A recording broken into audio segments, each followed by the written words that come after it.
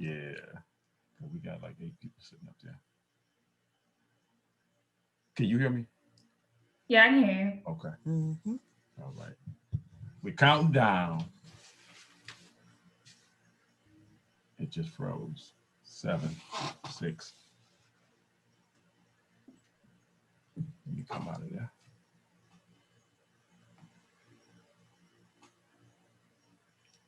Wow.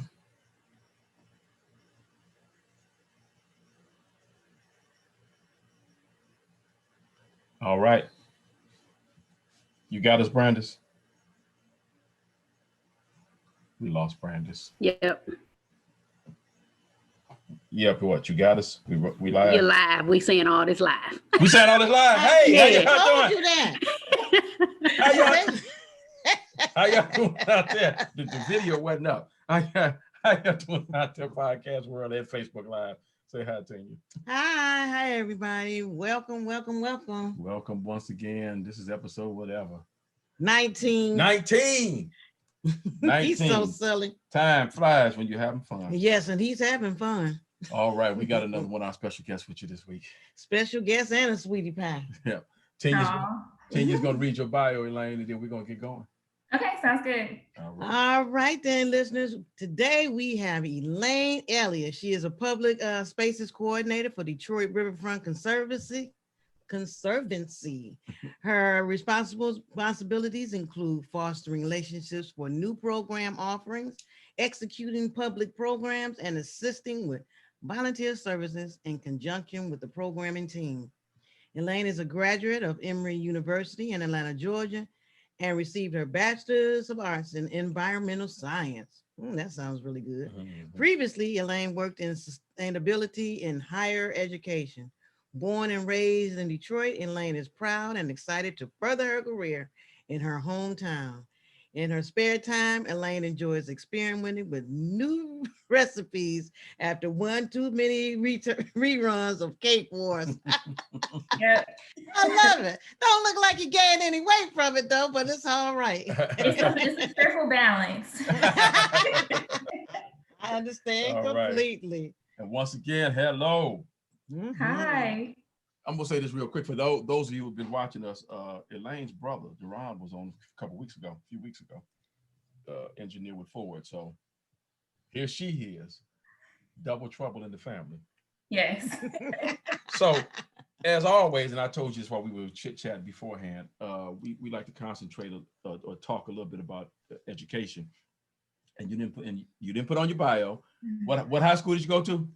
I am a graduate of Lewis Cass Technical High School here in Detroit. All right. There you go. You about the 6 All or right, 7 techies on the line. You about the 6 or 7 that we had from Cass. Hello. And you went to Emory University. Yes. HBCU? It is not. Everybody else. It's not.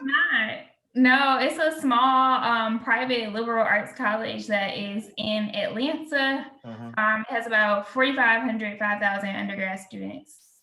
Okay, sounds good. What led you there?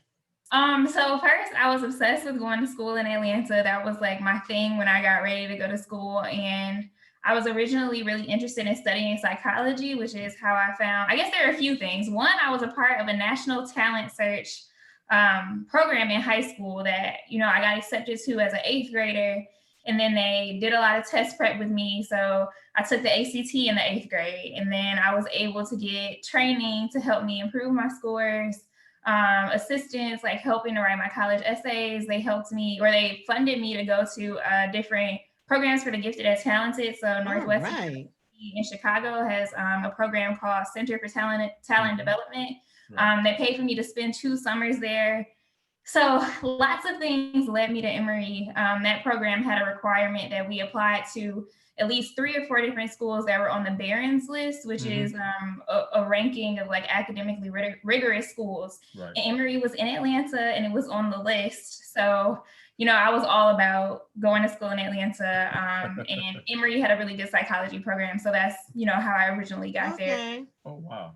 In my senior year, I decided that I wanted to study environmental science instead. So senior year of high school. So right before I got ready to go, I decided I wanted to study environmental science instead. Okay. Okay. Sounds good. I got a girlfriend that did that. Environmental science at Tuskegee.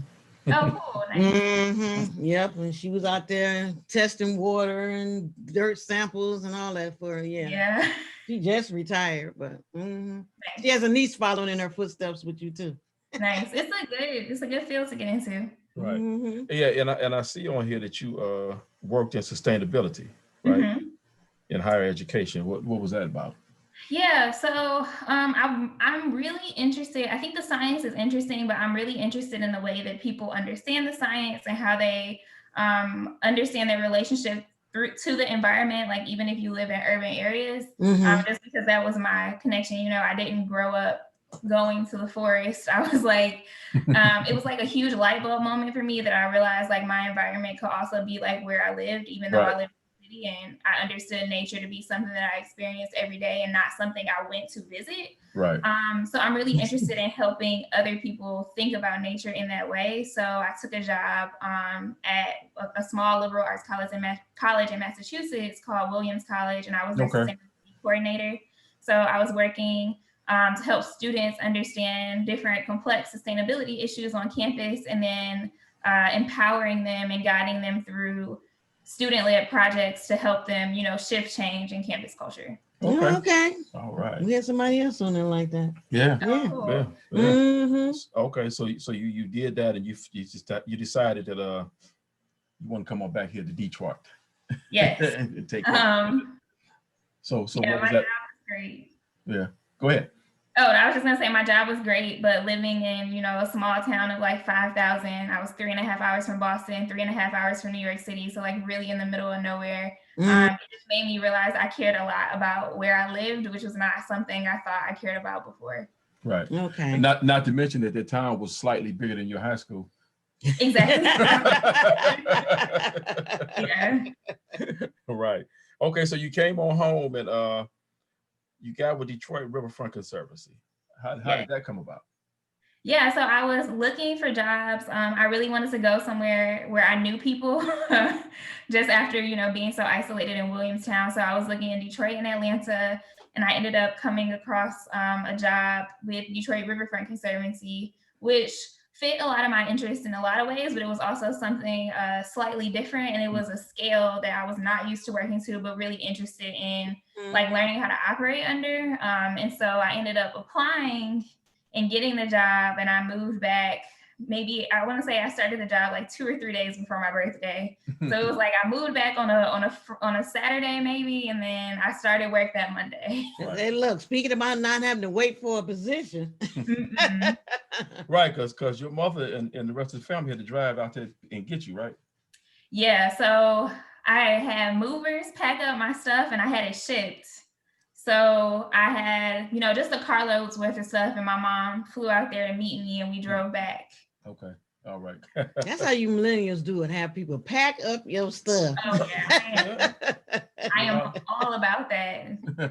Probably Duran's fault. I believe it. Probably so. Yeah. Right. So what do you do down at the Conservancy? Yeah, so I do public programming. So people would typically think of that as events. So like the yoga classes that you see, the Tai Chi classes. If anybody's familiar with Reading and Rhythm on the Riverfront, I am in charge of a lot of the family programs that we do. So Reading and Rhythm is a children's literacy program that we run for 6 weeks throughout the summer. Each is, you know, it's free to attend. Each child gets a free book. It's storytellers. It's live children's entertainment, and families can just come, hang out, get their free book, and then explore the riverfront while they're there. So yeah, a lot of the stuff that I do is family programming, and when you see, you know, those kinds of events going on the riverfront, that is what I do. All right. That sounds wonderful. And you know what? I was just telling him, I was a part of the DMC program down at the senior program. Yeah, the Riverwalkers. Yeah, and I loved it. And just recently I learned about the Robert C. Park, because I was down there with my girlfriends. They had a hustling, the line dancing down there. I organized that. So did you? Oh, okay then. Yeah, so that's when I just Yeah, the woman who she used to do the hustling sessions at Riverwalkers, and then when we found out that we weren't having it anymore, we were trying to figure out a way where we could safely provide senior programming, because we know, you know, that's a demographic that's been hit hard due to COVID. And a lot of folks are suffering from isolation. So, you know, a lot of times with our programs, we're looking at issues that are going on in the community and trying to figure out how do we provide free resources and opportunities for Yes. families or individuals to engage based on that need. Wow. And I loved it. I had a good time. It's beautiful. Oh, and I love all those green spaces. Yeah. And I got the chance to see the kids' playscape. And I like that the musical there and what it and the musical garden. Yeah. So for folks who don't know, Robert C. Elayne Park is one of the newest parks that we opened along the riverfront. We technically opened it last fall, and then this spring, or spring and summer 2018 or 20. Sorry, we're in 2020. Spring and summer 2020 is when it's gotten the most use, and it is right next to the Aretha Franklin Amphitheater. It's a super great park. There are 2 restaurants inside. So Smokey G's Barbecue and Geisha Girl Sushi. They're open Wednesday through Sunday every week. Oh, okay. We opened a bar on the barge recently. So that will only be in for a few more weeks, but next summer you can expect that to be there the entire time, which is really exciting. And then there's, that park has our first barbecue pits, which is also really exciting. The area with the shade cells, those are community use barbecue pits. So anyone is welcome to come down, use the grill for a couple hours and then rotate out so that other folks can use them. Right. And so they would have to reserve the grill. So perfect. We don't do any reservations. We think of our parks as public space. So it is, first come, first serve. That also means that, if you're using a space, everybody has to be there. It's not a situation where we would allow you to say like, oh no, this table is like reserved for my birthday at 3 p.m. because we try to keep everything open. So, if you're there and you're on the grill and you're using it, that's fine. But we don't allow folks to like hold it for the day or anything. Right. That is wonderful. And I love that restaurant. They have such a good, healthy menu. Yeah. I was so impressed. Okay. So, right. Well, I ain't had a chance to experience it because I'm not You got to check it out. Well, I don't go down there and hustle with them. So tell us about a couple other programs that you were part of.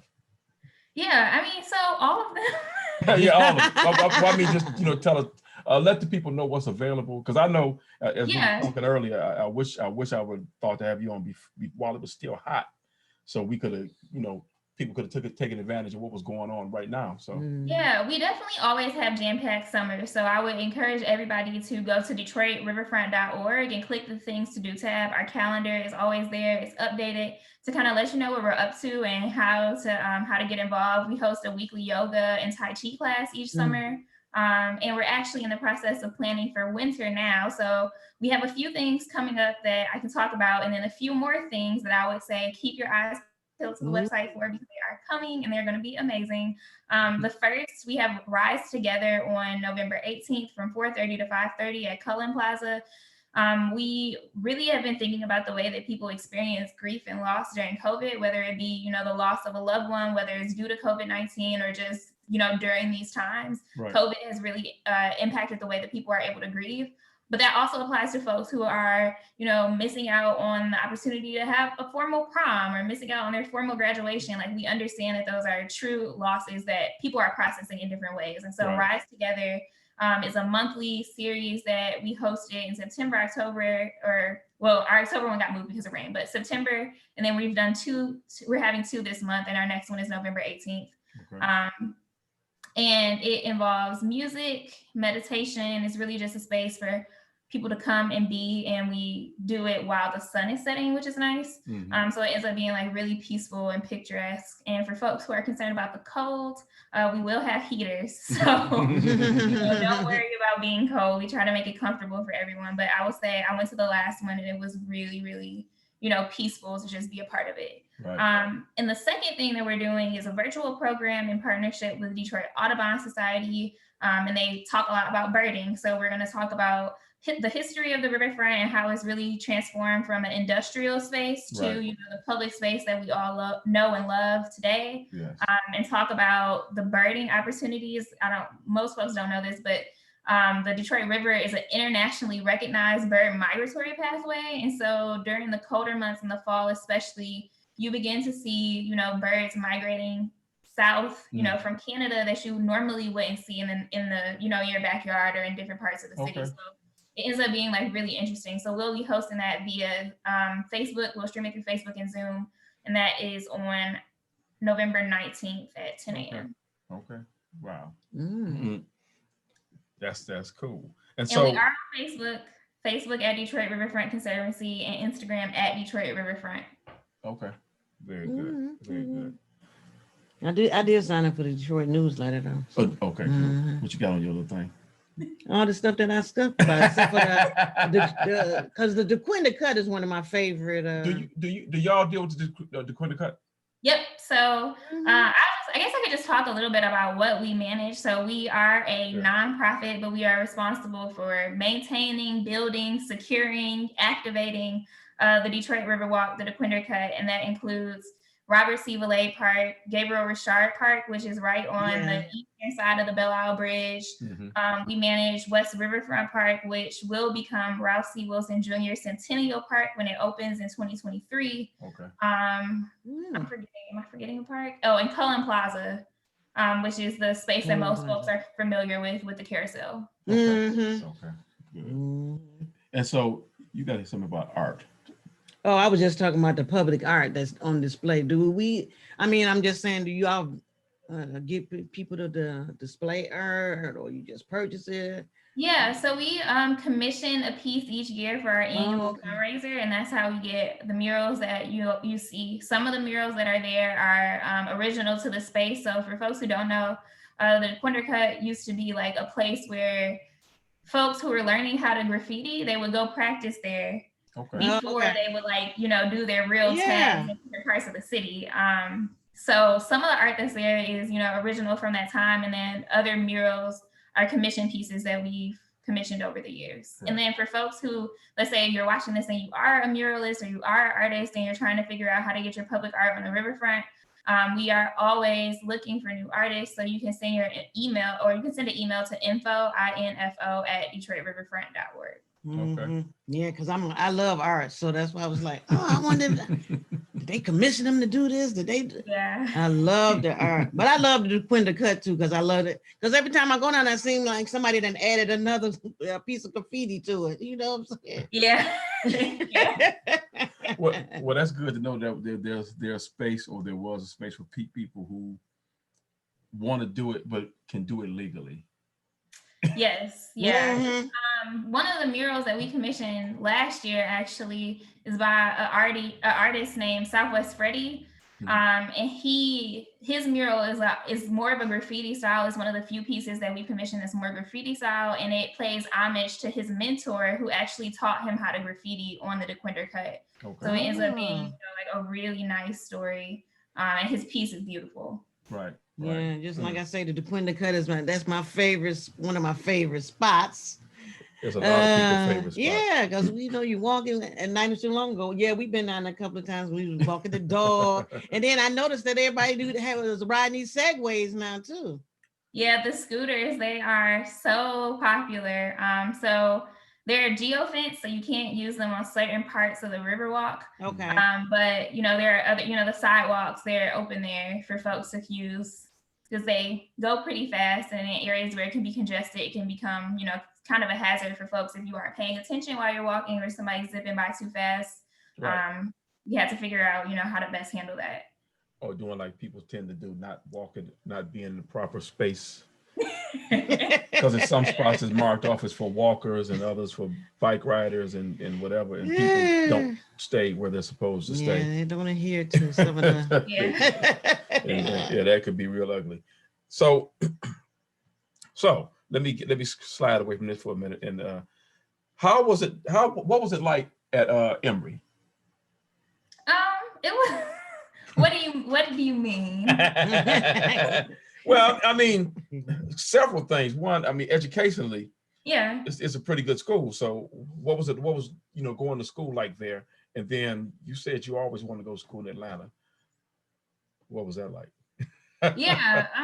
So I guess I'll start. I mean, yeah, academically, it is a very rigorous school. It's top 30 in the country. in terms of like rankings for school. So it's definitely competitive, academically rigorous, but it also gave me the opportunity to really meet folks from all over the country because it attracted so many different kinds of people with so many different interests. So, you know, I have friends that are business, you know, they're into business. They were business majors in undergrad. So I have friends that work, you know, all over the place in the country, which, you know, has been helpful. Like when I lived in Massachusetts, I had a number of friends that lived in New York City. So I would drive down for a weekend, and, you know, kind of hang out and experience something different. Right. But I also think, you know, in some places it holds a lot of weight and in other places it doesn't. Like most people here have no idea what Emory is, but you know, if I'm applying for like jobs in Atlanta, everybody knows what it is. And so it definitely, it's like one of those things where it's like, oh, you went to Cass, like, let me look out for you. It's like a very similar thing. Like it holds a kind of weight that, you know, can be helpful in different situations. Right. Okay. So the population, was it diverse? I mean, there were a lot of, I wouldn't describe it as diverse. It was definitely, you know, the first time in my academic career where I was the minority in majority of the spaces, especially being an environmental science major, you know, there weren't too many other Black students in the major in general. So it was different to get used to academically, but I mean, it was fine. Okay. And so then let me ask you about that. So have you found that to be a hindrance or a help? No, I mean, I think it's reflective of what you will see in the workplace. Like, you know, when I lived in Massachusetts, majority of people did not look like me. I mean, I could probably literally count on 2 hands the number of Black people between, you know, academic faculty and staff that worked in the entirety of the college that I worked at while I was there. Wow. And I think in general, the environmental field is white. It's very white. Yeah, and conservation careers are very white, and that's a lot of things, you know, a lot of people are thinking about that right now. So, you know, I'm thinking about it in my current role and how do we get, you know, I was on a panel earlier at the beginning of the pandemic, kind of talking about the work that the Conservancy was doing. And I mean, like 20 people were on this panel and I was the only Black person and the only Black, you know, and the only Black woman, which is, you know, like I live in Detroit. There's no reason why I should be the only Black person on this call right now. But I think that's reflective of, you know, the larger industry. Everybody is trying to figure out how do we get more people of color to realize that this is a viable career field, and how do we diversify the space to make it more welcome. I will say I've been like relatively intentional about curating the spaces that I work in. So even when I worked in Massachusetts, the office itself had a mission for environmental justice, which for if folks aren't familiar, it's basically like how do we it's rooted in the idea of environmental racism, which basically says that policies and practices have made it so that minorities, Black people experience environmental harm in different ways. So here, for example, if you think about the Marathon Refinery and how close it is to Southwest Detroit and who makes up that community, and the health factors that they experience as a result of living there, that is an example of environmental racism. So, you know, I've been intentional about curating where I work to align with organizations who are thinking about this question and interested in getting people of color into, you know, outdoor spaces and enjoying outdoor recreation. Yes. And so you haven't met with too many roadblocks, have you? I mean, no, not really. I think no. Right. We'll put it that way. Yeah, I mean, there's always like, you know, people. I had one woman when I first started my job in Massachusetts. She was just like, well, who are you and what qualifies you to be here? Because nobody told me you were coming. And like, she wasn't in my office. And so that was definitely like a weird thing that happened to me. But it wasn't like, I mean, I'm good at my job. Like at the end of the day, I'm good at my job. So I don't really have issues where people are trying to hinder me because I know what I'm doing. And like, you can't debate me on that. Right. And so can't take that from me. Nobody told me you were coming and she only work where you work. Humbly stated. Wow. But yeah, and that's why I asked you that. Takes all kinds to make because because there's so few of them in that area. I would expect there to be some pushback or at least some what is the word I'm looking for? People who are condescending. Yeah, I mean, I think that, that's just the nature of the game. I think no matter where you work, there's always, at least a few people that are condescending at the very least. Yeah. Oh, yeah. But it's difficult. I have a lot of different experience just for my internships. Like, it makes it difficult for people to, like, you can't tell me that I don't know what I'm doing. Right. Like, my resume says that I know what I'm doing. So exactly. And I know Duran talked about internships. One of our other guests talked about internships, and the young lady last week also.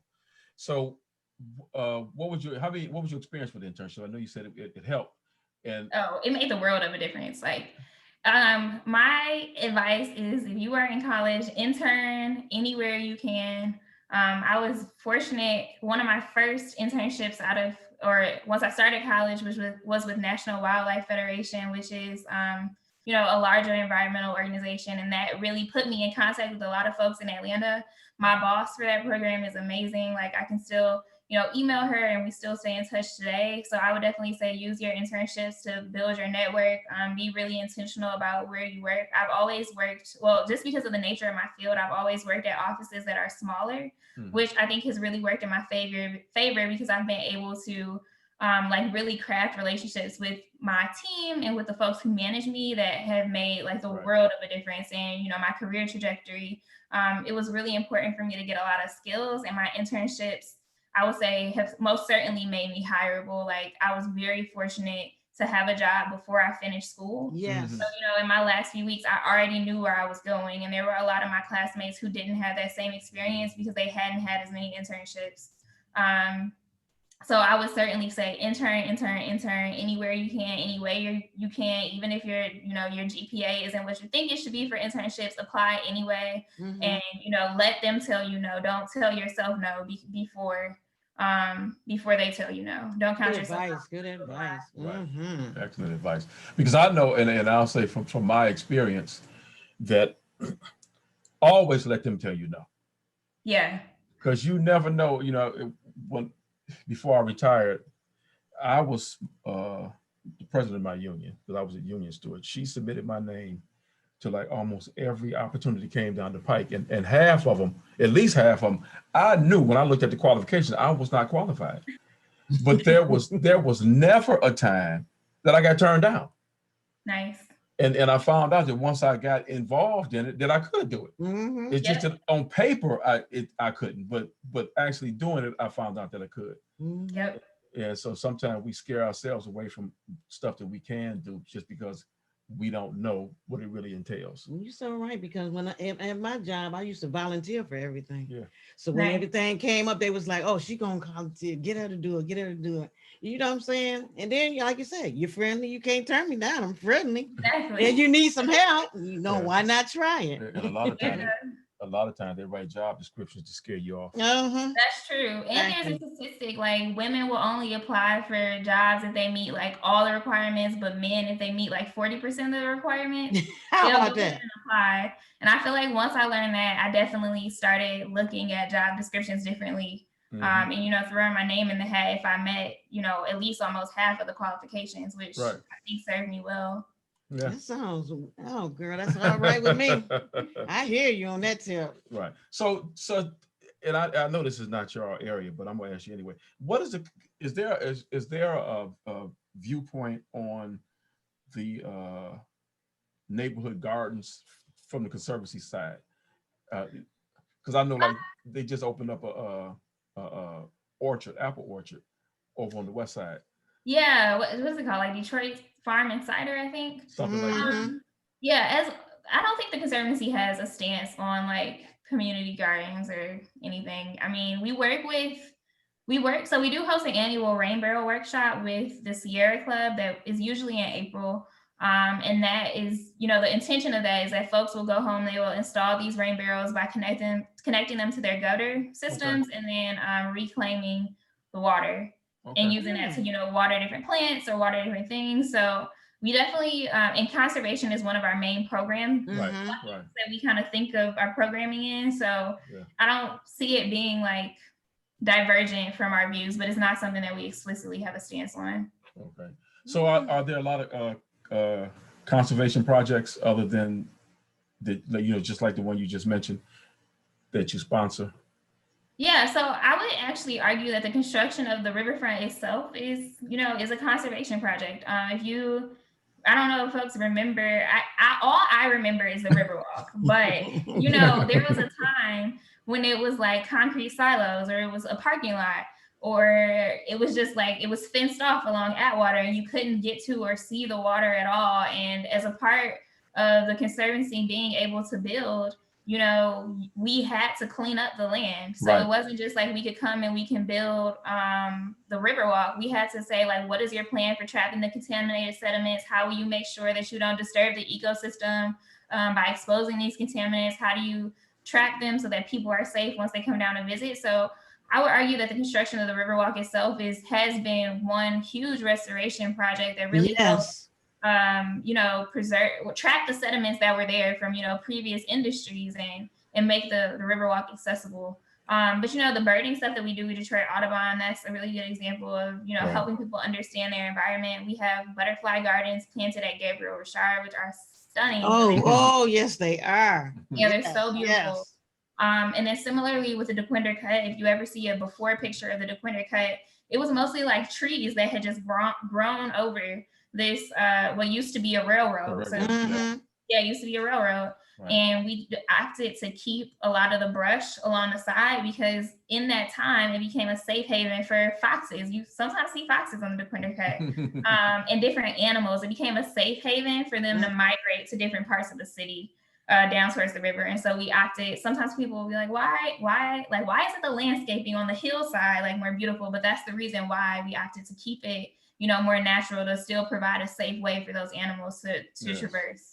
Yes, that's beautiful. Oh, yeah, y'all thought about everything. That's all I can say. Right, and I will try to think about most things. I'm sure other folks have, lots of ideas for how we could do better, but we do try to think about most things. Right. Yeah, that's one thing. When you was talking about the land that used to be down on the riverfront, right by the Belle Isle Bridge. You remember? I don't know if you know it before your time. The Unirail factory was on the west side of the Belle Isle Bridge. And that was a big, it still is. Well, I don't know where we are with that, but that was a big point of contention because of how much toxic waste was in that site.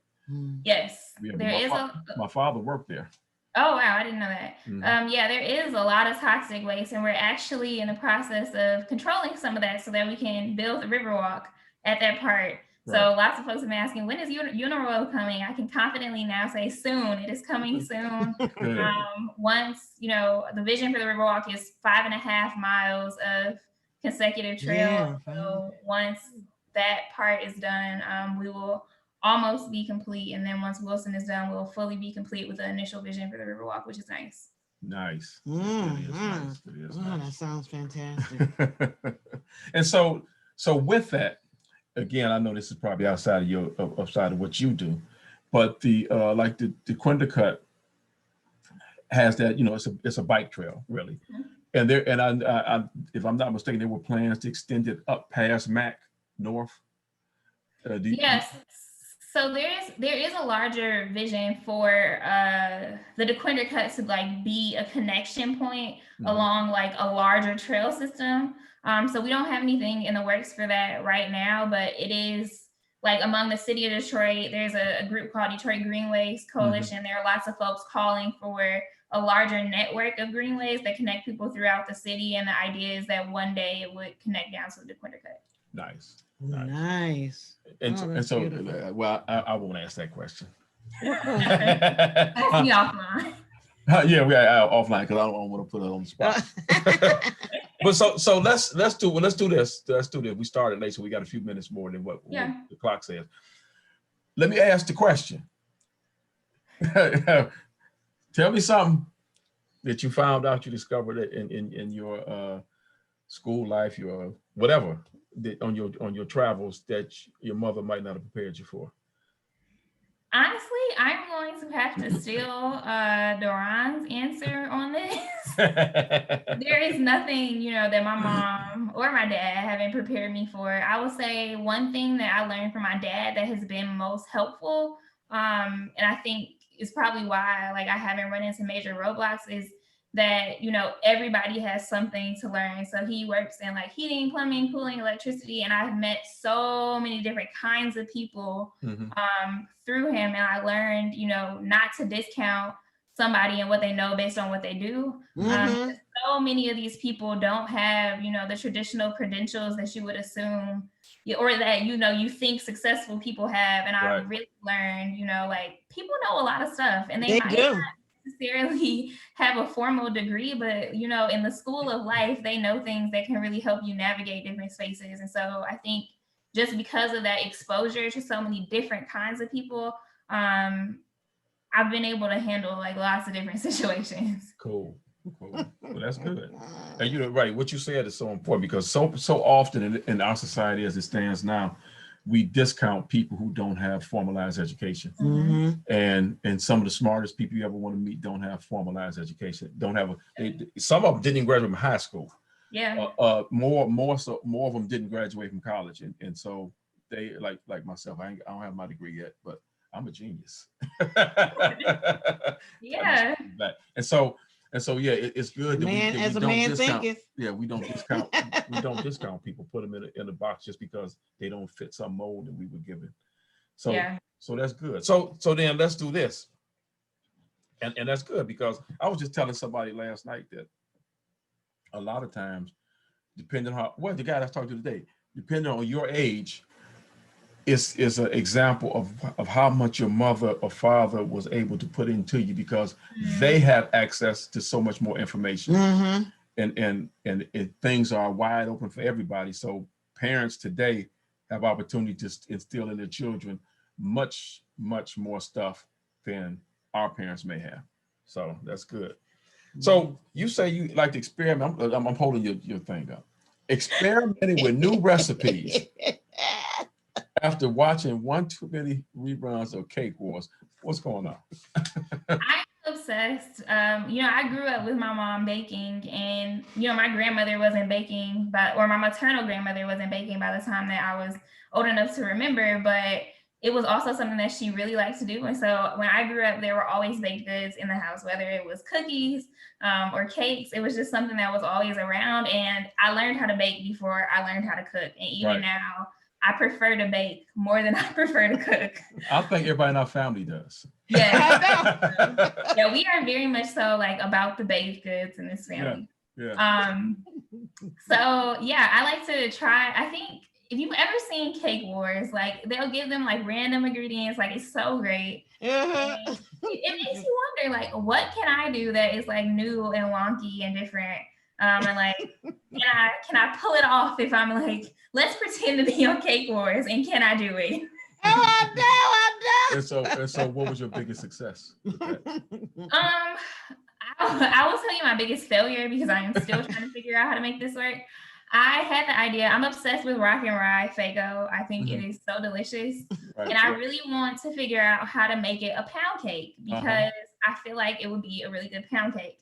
So I have not figured it out yet, but I am still tweaking the recipe. And so when I finish it, it will be my biggest success. But until then, I'm going to give you that failure. So what did you do? You took a 7-Up cake and replaced 7-Up with rock and rye? That's what I thought, yeah. And it didn't work. Something about it is like, I don't know if it's because Faygo is like sometimes more carbonated. You know, Faygo is like really strong. I don't know if it's something about that. The balance is just not right. The middle kept sinking in. You know how when you have it in a bundt cake, like the middle not doing what it needed to do. I'm gonna have to figure that out. Yeah, well, I'm sure you will. Which one of them crazy shows were we watching the other day? I don't know. Because we like Sugar Rush, but the other ones that try to make the cake. The Great British Bake Off? I haven't. It's so good. They're all like amateur bakers, and yes, and they some of them are horrible. Yeah, it's just so good. There's another show where they make try to duplicate and cakes and all that, and they got to do like designs. To find it, and these people are horrible. Yeah, it's so funny. Most of them are horrible. But it's so much better when they suck. Yes. It's good. Because some of us saying, really? How did they find these people? It was one lady, she couldn't even, I don't even think the cake baked. And you know, the judges still have to eat it. Yep. It was horrible. Yeah, they was up there. And she won the challenge because Yeah. hers looked the most like what they wanted to Would like. look like, yeah. Okay. So she won it, but it was cookies. It was horrible. It was horrible. So yeah. Oh, that's right. That was the one with what's the name on it? The I don't know. I don't know. I watch them late at night, so I don't know. I don't remember who on that. Okay. So have you had any successes with your baking now? I mean, I make lots of stuff, you know, like every fall I make pumpkin spice cupcakes. And as recently, you know, those weren't things that I was making before. I made pumpkin spice snickerdoodles this weekend. Those were really good. Yeah. So, I mean, I try new stuff all the time, but I really do. Maybe in this next half of isolation and quarantine, I'll like get to the point where I'm like, really like, what do I have in my cabinet? And like, how can I experiment with this to make this work? That's like my next goal for experimental baking. Oh, okay then. All right. Oh, it was Gabby. Oh, Gabby Douglas. Yeah, Gabby Douglas. Yeah, and they was replicating her medals. They made the medals. Okay. They were supposed to be, you know, about like the medals 5 inches in diameter. This one guy, his was 10 inches. I know, his was like a plate. She said, "Oh, that'd be happy to wear around my neck." Right, and they were, oh God. That was funny though. Right. Okay, so what do you see? Because you're still young. What do you see? First of all, how long have you been with the Conservancy? It has been 2 full years. 2 full years. Okay. So what do you see yourself doing moving forward? That's a great question. I mean, right now I'm getting my MBA at Wayne State, and I'm not exactly sure what I'm going to do with it. For nonprofit positions, I've worked mostly, you know, higher ed, that's still nonprofit. I've worked mostly in nonprofit and interned mostly in nonprofit. And it was something that I would need to like advance my career to be upper to mid-level management in nonprofits. So that was, you know, the initial thought behind it.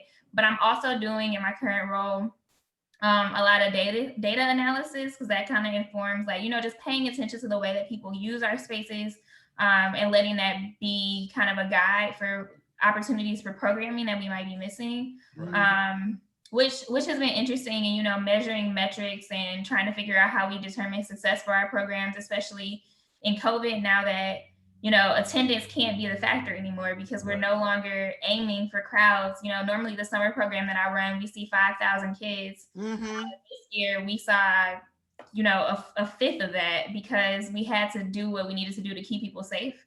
So I am really interested in data analytics and like, how do we use data to inform the decisions that we make in the nonprofit sector. So I'm not completely sure where I'm going with that yet, but that's kind of my thought.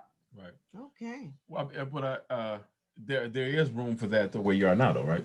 For at least definitely. I think my team is really supportive, and I'm super fortunate to be. I think one of the benefits of like being at a smaller nonprofit is that there's opportunities for you to kind of dip your hand in different things. And so, like when I got into the MBA program, for example, my manager is like, let me know if there are projects that I can assign you, you know, within the context of your role that help you figure out how you want to use this degree, which, you know, that doesn't happen everywhere, but that's no, it doesn't. One of the perks of, you know, being where I am now. So right, cool. Right. So what do you I know you said there's some things coming up in next year or during this winter season. You told us about a couple. Are there any other things you can discuss that are out there, or to be out there? Yeah, so some things will be coming out in the next couple of weeks, but we are developing a more comprehensive program for winter, which is not something we normally do, but we're really trying to figure out how do we get people outside? How do we get people excited about participating in different winter activities? How do we reframe the outdoors or winter as a place to be, especially now that it looks like we're going to be dealing with COVID for such a long time, and for so many people, outdoors has been their saving grace during, you know, all the warmer months. And so we're really trying to come up with ways to continue to activate the space, even as it gets cold, and snowy. So yeah, anybody has ideas or things that you would like to see on the riverfront, drop them in the comments of this video. And, you know, they're things that we'll be happy to consider. Right. Yeah, because, you know, one thing about Detroit, we like to have fun here. Yes, we do. Because who thought that the Winterfest would be still going on. Remember when they first did it, everybody thought it was a joke. And now everybody's waiting for it. Yeah, I know. Waiting for the ice skating ring to open up and all that kind of stuff. Right, but I know y'all got some y'all got ice fishing? No. but they got I thought about ice fishing. I really did. Yeah, but y'all got concerns that they don't have at the Winterfest. Like what? All that water right there. Oh yeah, I mean the water definitely. You have to bundle up. That will be the one thing. And you have to be more careful. Yeah.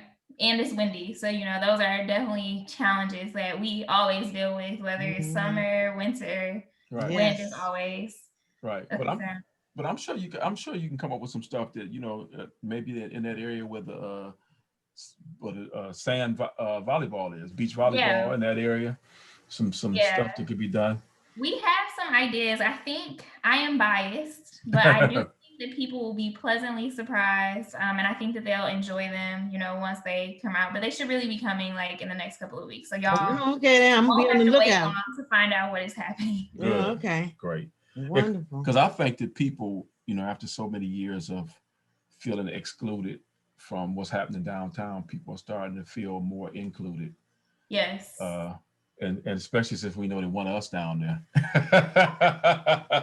Yeah, looking out for us. Yeah, I definitely think the Conservancy has done and continues to do a really good job with community engagements. Like, when we were building when we were developing the plans for Ralph C. Wilson Junior Centennial Park, we did a lot of different community engagement meetings. We provided dinner and encouraged people to bring their families because we know hey, we know you don't have childcare. This is also something your child can participate in. And some of the feedback, it was just amazing to see the progression from meeting to meeting, and people who stayed with us, they were like, oh my gosh, somebody said that at the last meeting, and now this change is reflected in the rendering.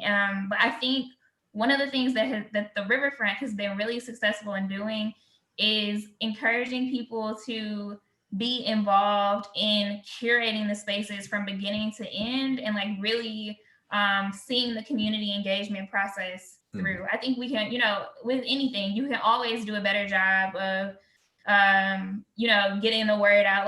I'm sure there's some people who had no idea that we had those community meetings, but the community meetings that the people who knew about them, we had meetings that were 100 people plus. So, these weren't small meetings. And I think we also have so if anybody is watching this and they want to know what's going on with Wilson, it is on our website. Under the Riverfront, we have a section that talks about future plans, and you can kind of see the slides from the past meetings and what's been discussed so far, which it's helpful for transparency. It's really helpful for transparency. But I would definitely encourage people to come down to the Riverfront. We love seeing Detroiters, we love seeing families, we love seeing young adults and teenagers, and literally our slogan is #bring everybody. And we no, and it's such a beautiful space. Yeah, we need to bring everybody. And that's also the reason why so many of our public programs are free. I feel like a lot of people don't know, but we have weekly free yoga in the summer, free Tai Chi. Literally, there's one program that we produce that we charge for. And it just helps us. It's called Moonlight Yoga. We have a $5 fee for that. And all it does is help us cover the cost of supplies. So, we don't make any money off of the programs that we host, because we really want it to be a space where folks can come and enjoy, and where there are no barriers for you to experience the Riverfront. So definitely stay glued to our calendar. We have so many high quality family programs. I am probably biased because I work there, but they really are. I mean, we get really good feedback from the stuff that we do. So I would encourage everyone to check it out. Okay. And I'm going to ask you to say that site again slowly. Yes, it is DetroitRiverfront.org. Okay. It'll also come right up if anybody Googles Detroit Riverfront Conservancy. Yeah. Okay. Cool. I love it. Yeah. I love it. I love it, love it, love it. You got something else for? No, that was all. That's all I have. Right. So I'll say this to you then. Is there anything else that you want to share with the folks that you might have skipped, or that just came to you?